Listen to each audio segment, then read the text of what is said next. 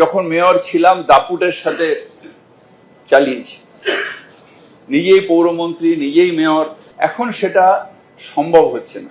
ডিম যাতে না খেতে হয় তার জন্য একটা এসকেপ রুট।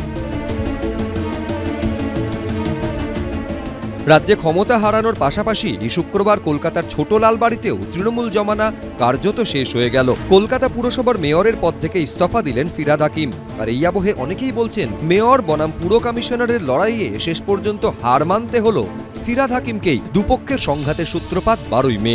রাজ্যে রাজনৈতিক পালাবদলের ঠিক 8 দিন পর তিলজলায় অগ্নিকাণ্ডের পর কড়া অবস্থান নেয় রাজ্যের নতুন সরকার। বেআইনি নির্মাণ ভাঙতে বাংলায় নামে বুলডোজার। এর পরের কয়েকদিনে একাধিক জায়গায় বেআইনি নির্মাণের বিরুদ্ধে ব্যবস্থা নিতে বুলডোজার নামে কলকাতার রাস্তায়। সূত্রের দাবি, যার কোনোটার সম্পর্কে মেয়র ফিরহাদ হাকিমের সঙ্গে কোনো আলোচনা হয়নি। পুরসভা সূত্রে জানা যায়, রাজ্যে রাজনৈতিক পালাবদলের পর কলকাতা পুরসভার কমিশনার স্মিতা পাণ্ডের সঙ্গে দূরত্ব তৈরি হয়েছে মেয়র ফিরহাদ হাকিমের। এই আবহে 18ই মে কলকাতা পুরসভায় পুর কমিশনার অনুপস্থিত থাকায় বাতিল হয়ে যায় মেয়র পারিষদদের বৈঠক। আর সেদিনই অভিষেক বন্দ্যোপাধ্যায় তার কোম্পানি ও পরিবারের একাধিক ঠিকানায় 17টা নোটিশ পাঠিয়ে দেয় কলকাতা পুরসভা।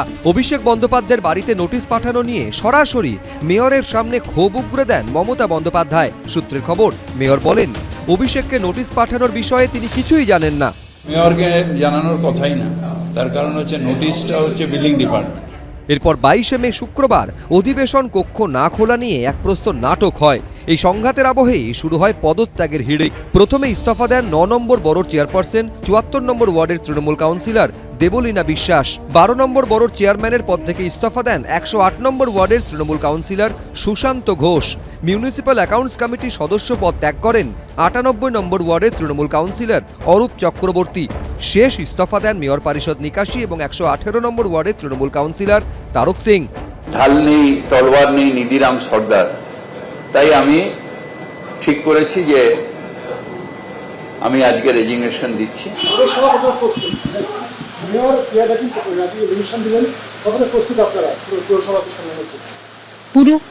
পুরো প্রস্তুত। 2005 ব্যাচের আইএএস অফিসার স্মিতা পাণ্ডেকে ভোটের আগে 18ই মার্চ কলকাতা পুরসভার কমিশনার এবং কলকাতা উত্তরের জেলা নির্বাচনী আধিকারিক হিসেবে নিয়োগ করে নির্বাচন কমিশন। সূত্রের খবর, রাজ্যে পালা বদলের পর থেকেই মেয়র নয়, পুরসভার অধিকাংশ অফিসারই কমিশনার স্মিতা পাণ্ডের কথা মতো চলছিলেন। 2 দিন আগে থেকে ব্যান্ড বাজালেন যে আমি আর থাকবো না। পদত্যাগ করতে 2 দিন লেগে গেল। ভাবছে আমি যাতে ডিম না খাই, ওনার আর ডিম খাওয়ার ইচ্ছে নেই। সব মিলিয়ে কলকাতা পুরসভায় তৃণমূল জমানা কার্যত শেষ। অর্ণব মুখোপাধ্যায়, অনির্বাণ বিশ্বাস, এবিপি আনন্দ। এবিপি আনন্দ, এগিয়ে থাকে, এগিয়ে রাখে।